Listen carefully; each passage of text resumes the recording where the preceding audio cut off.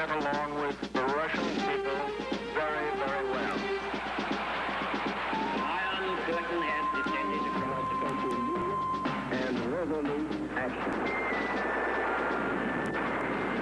I shall go to Korea. I am not and never have been a member of the Communist Party. We shall pay any price, bear any burden, support any friend, oppose any foe. Hell no, we won't go. We believe that peace is at hand. Will be regarded as an assault on the vital interests of the United States. We understand each other better. That's a key to peace.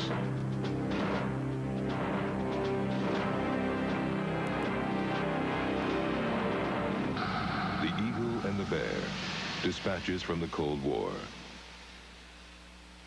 Dateline, 1948, Berlin. Once, it had been Europe's proudest city. Now, it was in ruins. A testimony to 12 years of Nazi rule and Nazi ruin.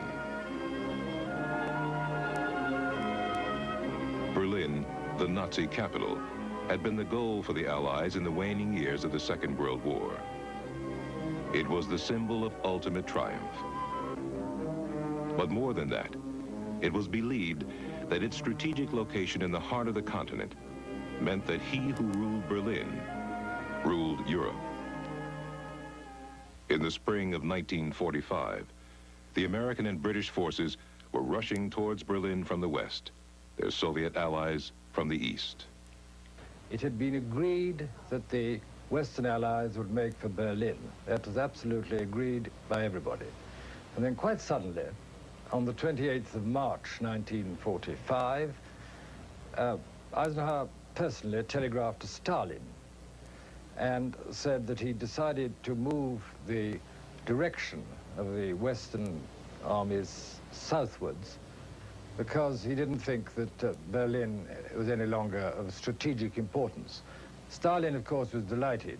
He did exactly the opposite. He strengthened his Berlin forces and put his best troops there because to the Russians it was very important to get to Berlin before we did. April 16th, 1945, the Soviet Red Army launched their final attack on Berlin. The Germans fought fiercely. 100,000 Soviet soldiers died, but Berlin fell to the Soviets. The Soviets had bought Berlin with blood. They remembered Stalingrad. They remembered their 20 million dead. And they went on an orgy of looting and destruction and rape. Then they began to impose a Soviet government. They set up newspapers and trade unions and massive posters proclaiming Stalin the wise teacher and protector of the working people. July 1945, the Soviets, British, and American allies enter Berlin. The parade was not as harmonious as it appeared. The Soviets had done their best to delay the Western allies' arrival. But it had long been agreed that Berlin would be divided into sectors, and the Soviets reluctantly had to allow the West to take over its allotted areas. The Americans were now anxious to get home, to shake off the burdens of war, to see their loved ones again, and to restart their own lives. We demobilized almost completely and almost overnight. By the summer of 1946, we did not have a single division in our Army, nor a single group in our Air Force that could be considered ready for combat. Now, in retrospect, it's clear to me that we subjected Joseph Stalin to intolerable temptations through our own weakness. And it has taken us many years to pick up the pieces from that great mistake involved in our demobilization after VJ Day.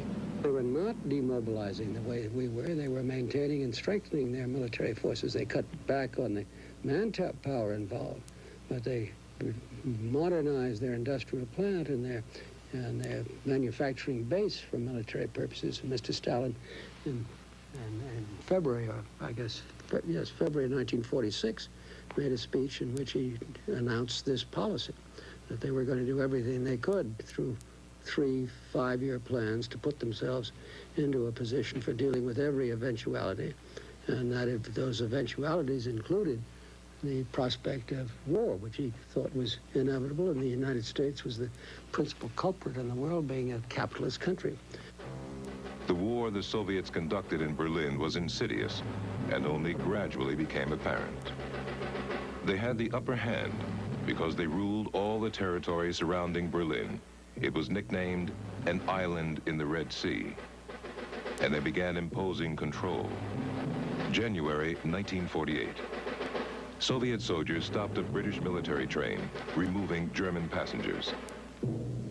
March, the Soviets demanded to search all trains. U.S. guards refused and are shunted into a siding. April, a Soviet fighter swooped on a British plane and accidentally crashed into it. Then disputes broke out over currency regulations. The Soviets would not accept the West's new currency banknotes, the Deutsche Mark. They made them illegal. On June the 24th, 1948, the rift between the wartime allies became a chasm, and the blockade began. The Soviets cut all road and rail routes into the city. The city faced starvation. It needed more than 15,500 tons of food and fuel a day. When the Soviets instituted the blockade, it created a very serious problem for it. It was a thoroughly reprehensible act on their part. And his two major military advisors, the one in Europe and the one here, both recommended a course of action. And that is that he armor plate a train, place our most elite military personnel on there, arm it with the greatest firepower that any train had ever had, and send that train through to Berlin. If it got through to Berlin, we would have broken the blockade. If the Soviets stopped it, then it would be regarded as an act of war, and we would be in it with the Soviet Union. There was a meeting, a large meeting of about 20 of us, the chiefs of staff, State Department people, the secretaries. And at the meeting, I think it was about 18-3 for not putting the troops in. I was for putting them in. I felt certain that we had the bomb, and Stalin didn't, and that he would never shoot Americans off the train. General Spaatz, the Chief of Staff of the Air Force, he also felt the same way. We never knew who the third one was that voted with us on it, but we were badly outvoted, and we therefore started the Berlin airlift. On June 26, 1948, the first planes flew into Berlin. 700 tons of food arrived. Far too little for a broken-down city of 2.5 million people. The American commander, General Clay, announced, "I'm ready to try an airlift. I can't guarantee it will work.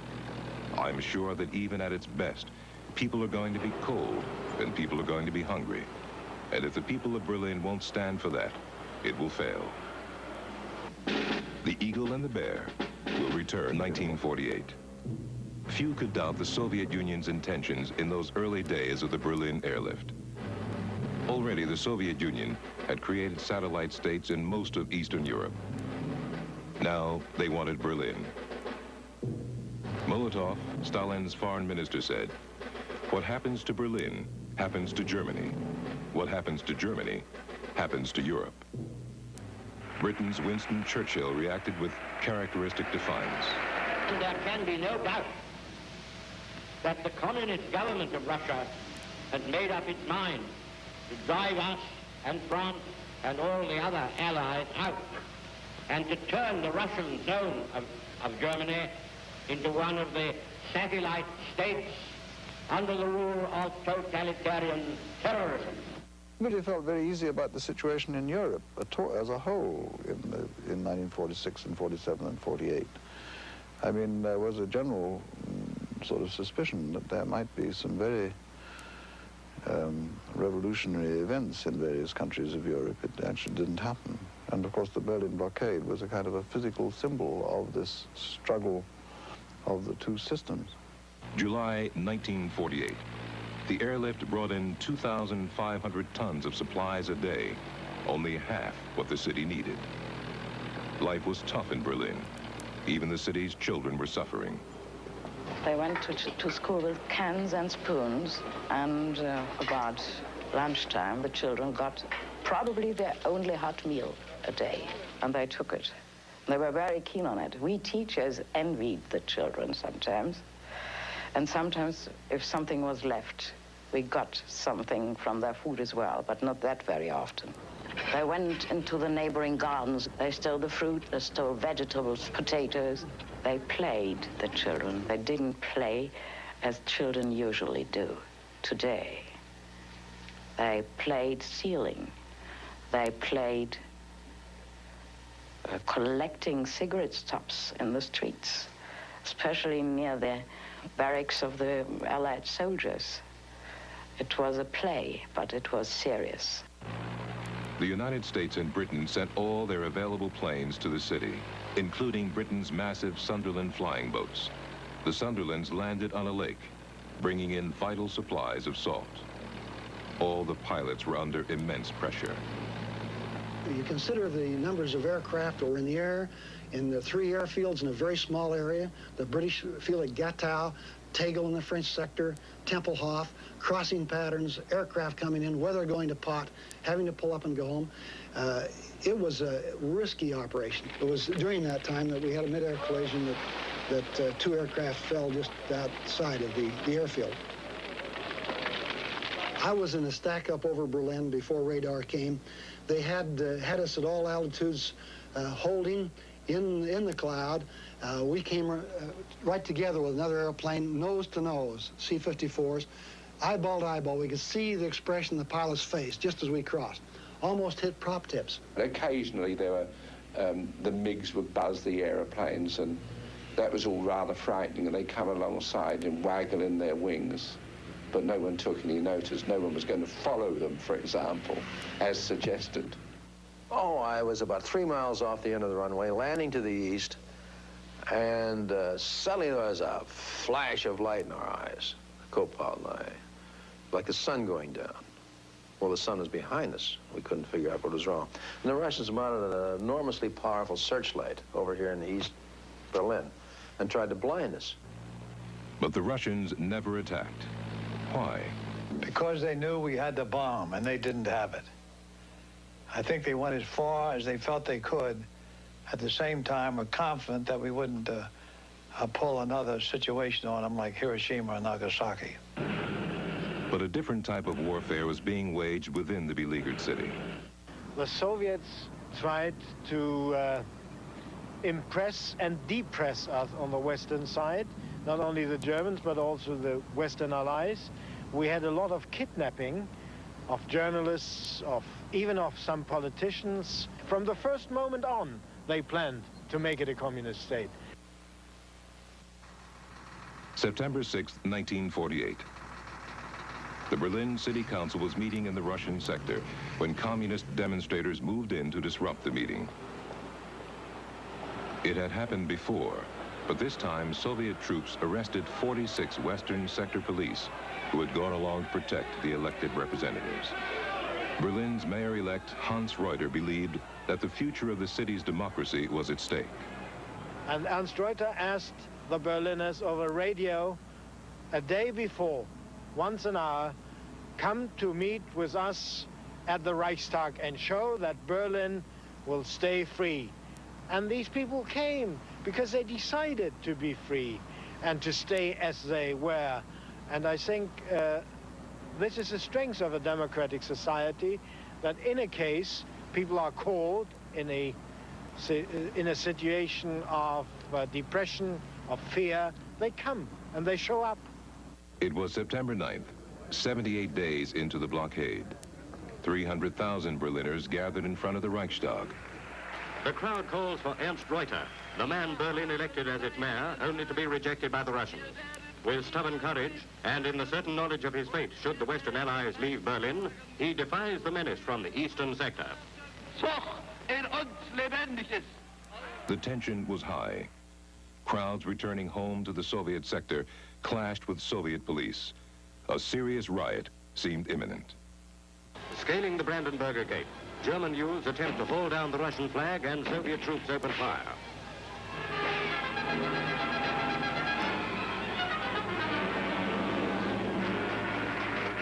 Russian bullets kill 1 person and wound 30, including the youth who tore down the flag. The Soviets sentenced the youth to 25 years in prison. The Berliners had demonstrated that they wanted to remain with the West. But ahead, they faced a long winter, and all were wondering, could the airlift keep them going? Would the cold and hunger be too great? Would the Allies have to give in? The Eagle and the Bear will return of 1948. The Berlin airlift was becoming increasingly effective. Delivery of supplies climbed steadily. On September 18th, the U.S. Air Force celebrated Air Force Day by flying 900 trips and delivering a record 7,000 tons of food and coal and medical supplies. And there was another reason for the Berliners to smile. A young Air Force pilot from Alabama, Lieutenant Gail Halverson, had found a way to bring some happiness to the city's children. And you couldn't believe the look on the kid's face. They got a half a stick of gum, just like they got $1 million. And they unwrapped the wrapper very carefully, and the other kids wanted the wrapper. They passed the wrapper around for their kids to smell. I couldn't believe it. Stood there with my mouth wide open. So I told the kids, hey, if you'll come back here tomorrow, stand in that open place right in front of the runway, I'll drop enough gum and candy that you'll all have some if you'll share it. And then I said, hey, when I come over the airfield at Tempelhof at 1st in West Germany, I'll wiggle the wings of the airplane like this, rack them up. And when you see those wings wiggle like that, well, then you'll know that's my airplane. Get ready. Went back over Berlin the next day. There were the kids. Pushed those 3 parachutes out the flare chute, and they just exploded, running around in circles. One little girl never caught a candy, so she wrote to Halverson. Bitte wirf mir einen Fallschirm ab. Dear Chocolate Uncle, please drop me a candy parachute. I'm sure you'll recognize this house. It's the one with the white chickens in the garden. Best wishes, your Mercedes. Grüße, deine Mercedes. So I started looking for white chickens, and I couldn't find them. I told my buddies, hey, look for the white chickens, we got a drop to make. Nobody could find it. Sometime later, I got a letter from my so-called chocolate uncle. He wrote that he tried to find the garden with the chickens, but he couldn't. So he enclosed some candy and chewing gum for me. For me as a child, this was quite a surprise. But as winter approached, people grew more worried. Life in the city was growing harder. Life was difficult. This is the first answer to that. And everybody tried to get through on this or that way. We had to adjust to a lot of complications. No electrical power all over the day, sometimes no water, not everyday bread in the shops. It wasn't just bread that was missing in the shops. It was everything. So the Berliners set up bartering centers, and when they needed something, exchanged it for a less needed possession. The tramways now only ran occasionally. There wasn't enough coal for heat, so people went foraging for wood in the parks. Electricity, too, was in short supply. Power cuts limit housewives to 2 hours of home lighting a day. Everywhere, household duties go by the clock. While one district sleeps, the day begins in another. The Western Allies decided to evacuate the children. It would be safer outside the city. In November, as the weather worsened, the airlift faltered, and the amount of food they delivered slumped. But the pilots and the Berliners were determined. They'd do anything for us. They'd load the aeroplanes in double quick time and cold, and of course it was a terrible winter. We had no de-icing equipment on the airplanes at all. We put a paste on the wings called kill frost to keep the ice off the wings, and of course it didn't work. It was a very, very rough exercise altogether, and very, very dangerous. Well, I was flying 128 hours a month, and when you fly 128 hours a month, you're a basket case. You get dangerous. So we didn't have any chance to sleep anymore. And I can reveal now what happened during the airlift. We were so tired that the captain and the co-pilot used to split it up. We'd sleep on the floor. We'd just take turns sleeping. But the airlift became better organized, the pilots more skilled, and a sophisticated radar system helped create a breakthrough. Soon, planes were landing every 65 seconds.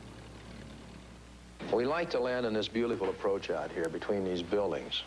And they'd get us on this glide path, and they'd say, Art, you're one knot too fast, or you're one knot too slow. You're 10 feet above, or you're 10 feet below. They'd bring you right in that center line. January 1949. The airlift was proving so successful that the Allies raised food rations. April. The airlift flew in more supplies than had previously been delivered by truck, barge, and rail.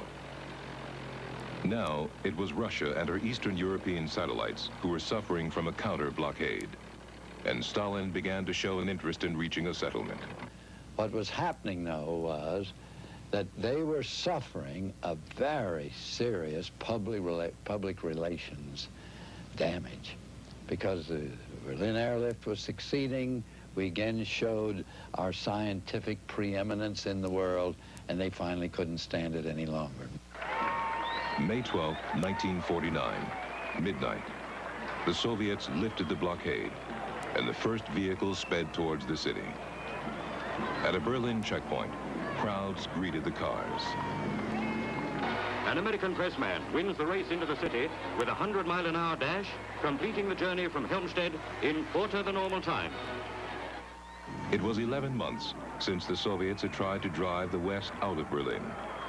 This time, America and its allies had forced the communists to back down without going to war. It was an important victory in the continuing struggle between the eagle and the bear.